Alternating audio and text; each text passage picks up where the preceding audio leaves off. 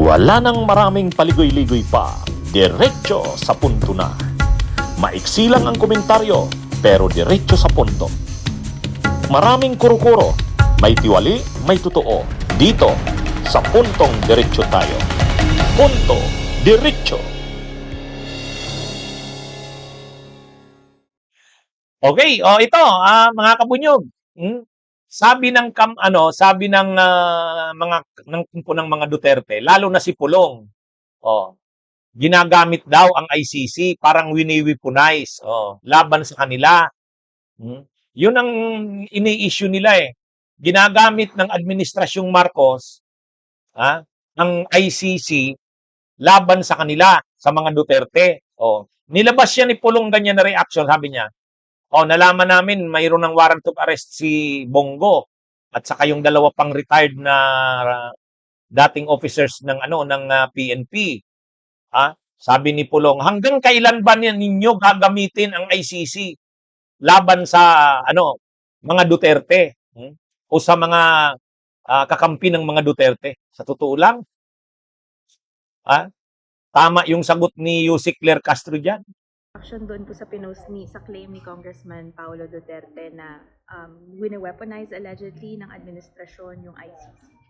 Unang-una alam naman natin ng ICC, korte po ito. At meron namang kaso. Kaso na kapwa nating Pilipino ang nagsampa laban sa mga di umanong pang-aabuso patungkol sa EJK. So wag natin kalimutan yan. Pilipino rin po ang nagsampa ng kaso. At kung magkakaroon man po at mag-i-issue ng valid warrant of arrest, valid pa rin po yun. At meron lamang silang nais na mapanagot. So bakit ba lagi nating sinisisi ang korte? Sinisisi natin ng administrasyon. Huwag nating kalimutan na yung kaso na sampa ito 2017 pa. So hindi ito wine-weaponize, kinakailangan lamang po na matugunan din ang hiling ng mga kababayan natin. Kung may kailangan managot, dapat na managot. Kung kailangan may malinis na pangalan, malinis ang pangalan.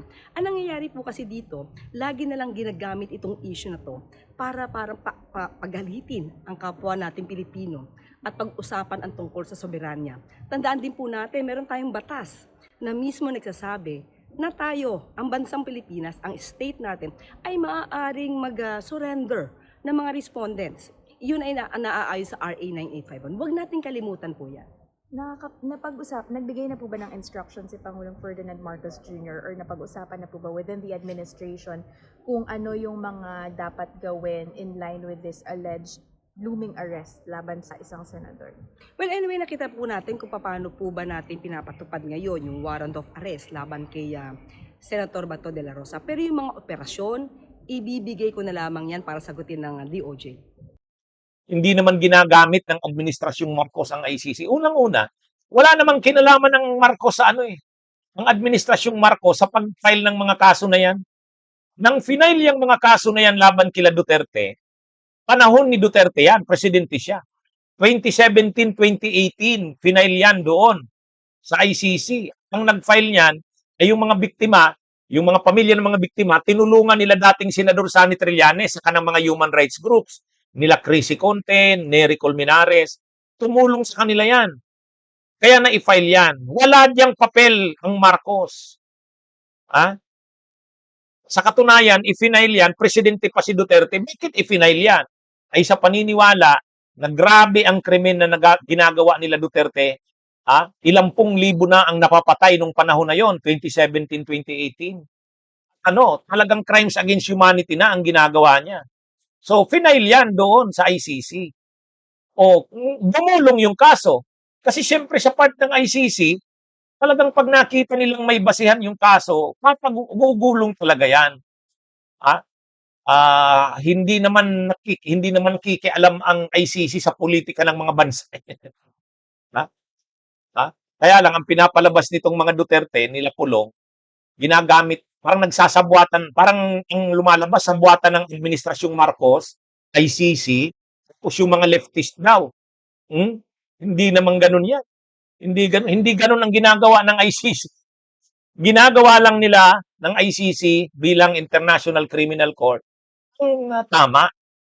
yung ginawa naman kasi ng mga Duterte, talaga namang karumal-dumal yun. Imaginin nyo yung mga pinatay na yun ng panahon. Extrajudicial killings. Ah? Ang tinatanggap ng pulis, 6,000 ang napatay nila sa mga police operations. Kahit pa sabihin mong 6,000, na grabe yan. Pero ang sabi ng mga human rights groups, hindi lang yan 6,000. Umaabot yan sa 30 to 35,000.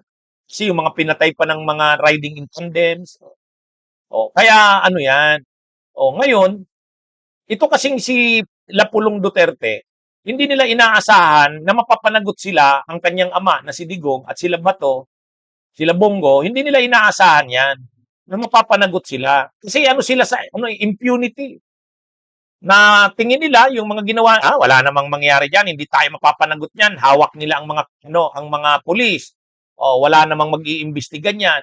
Wala namang mga ebidensya. Ganun yung nila diyan.